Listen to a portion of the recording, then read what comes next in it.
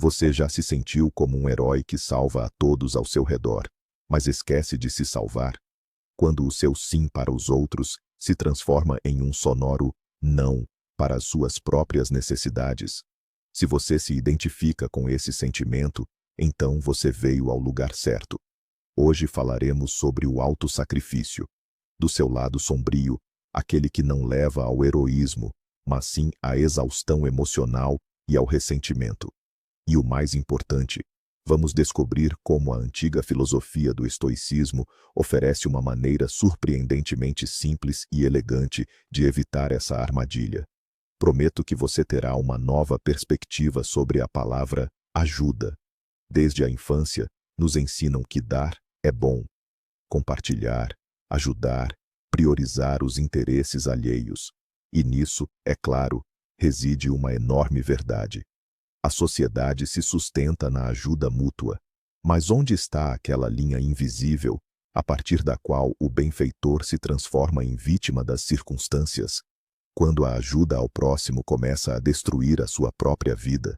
E por que caímos com tanta frequência nessa armadilha, sentindo culpa até por pensar em dizer não? É com esse paradoxo que vamos lidar hoje. Bem, vamos mergulhar na raiz do problema. É o que chamo de a armadilha do bonzinho.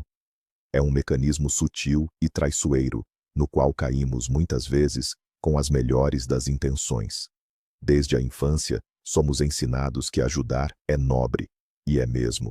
O que ninguém nos diz é onde está a linha tênue que separa a ajuda do autossacrifício.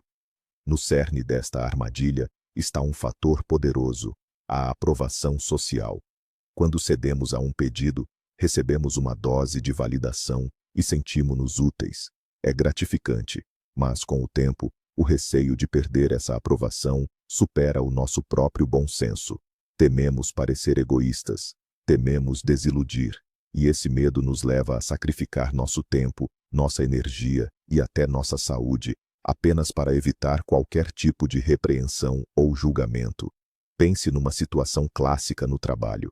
5 da tarde, você está prestes a terminar. E de repente, um colega se aproxima com um pedido para dar uma mãozinha rápida na tarefa dele. Você sabe que a mãozinha vai levar horas. Você tem seus próprios compromissos, mas a voz na sua cabeça já diz: se eu disser não, ele vai se chatear. Vão pensar que não sou um bom membro da equipe. E você, com um suspiro, acaba ficando. Cena familiar, não é? No fim das contas, você está exausto e moído como um limão. E seus próprios afazeres e o seu merecido descanso são, mais uma vez, empurrados para depois. E é neste ponto que vamos desmistificar o grande mito, que cuidar de si é egoísmo. Isso é uma absoluta inverdade. Não é egoísmo, é autopreservação fundamental. Você chamaria de egoísta um piloto que, num avião, coloca a máscara de oxigênio primeiro em si? Ele faz isso para ter as condições mínimas de conseguir ajudar os outros. Cuidar dos seus próprios recursos é exatamente a mesma coisa. É a base, o alicerce, sem o qual você não conseguirá ser verdadeiramente útil a ninguém. Mas agora, vamos falar sobre o custo oculto dessa dedicação ilimitada. E isso é muito mais sério do que apenas o cansaço que uma boa noite de sono pode curar. Estamos falando de burnout crônico. É uma exaustão profunda, corrosiva, que suga de você toda a alegria e motivação. Quando pela manhã, você não tem forças para sair da cama, não por falta de sono, mas porque há mais um dia à sua frente onde você precisa ser tudo para todos, exceto para si mesmo. Junto com o burnout, vem seu companheiro sombrio, o ressentimento. No início, ele é silencioso, quase imperceptível, mas com o tempo, cresce e se transforma em uma irritação profunda. Você começa a se irritar com aqueles a quem ajudou tão desesperadamente. Porque eles não valorizam? Porque aceitam meu sacrifício tão facilmente, como se fosse algo dado?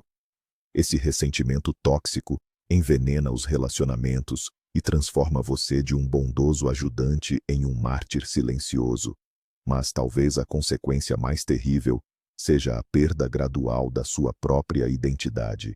Imagine uma pessoa que viveu tanto tempo para os outros que esqueceu completamente o que ela mesma deseja.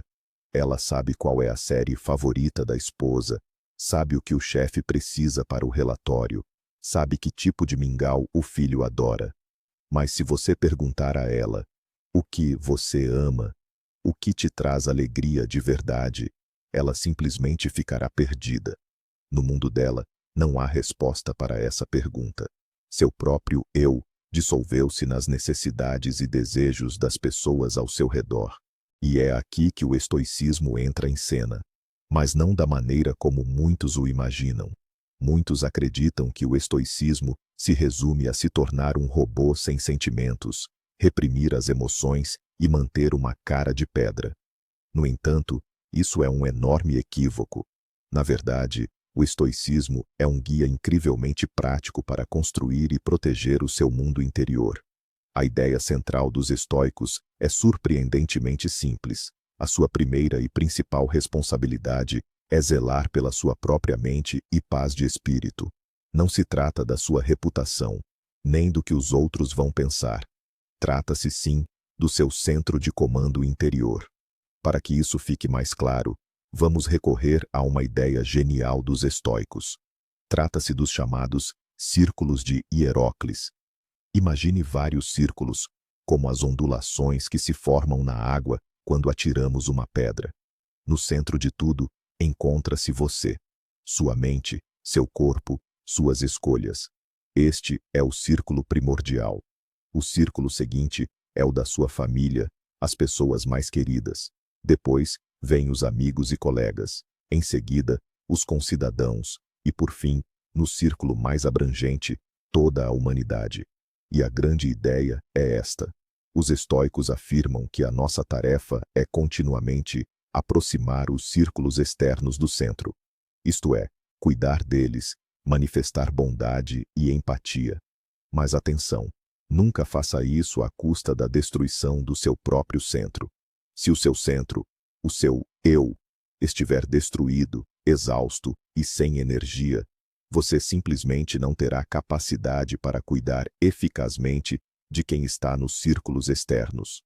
Não conseguirá ser um bom pai, amigo ou colega se nada restar de si. O seu círculo interior é a fonte, e ela deve estar sempre plena. Ótimo!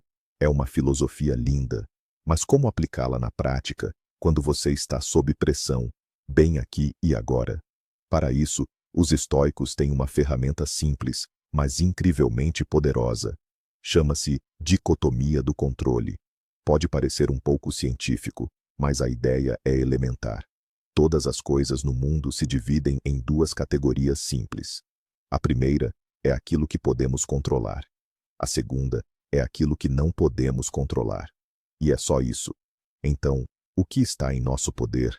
Nossas escolhas, nossos julgamentos, nossas ações, nossa decisão de dizer sim ou não. Essa é a nossa zona de responsabilidade. E o que não podemos controlar? Quase todo o resto. O tempo, o trânsito e, o mais importante, as reações e sentimentos de outras pessoas. A mágoa, a frustração, a opinião alheia sobre nós. E é aqui que está a chave para a liberdade. Sentimos culpa porque, erroneamente, tentamos controlar o que não está ao nosso alcance, as emoções dos outros. Voltemos ao nosso colega que pede ajuda à noite. Usando a dicotomia do controle, você se pergunta: o que está em meu poder agora? Em seu poder está a sua decisão. Dizer, educada mas firmemente: desculpe, hoje não consigo mais. Vamos voltar a isso amanhã de manhã, com a mente fresca. E o que não está em seu poder? A reação dele.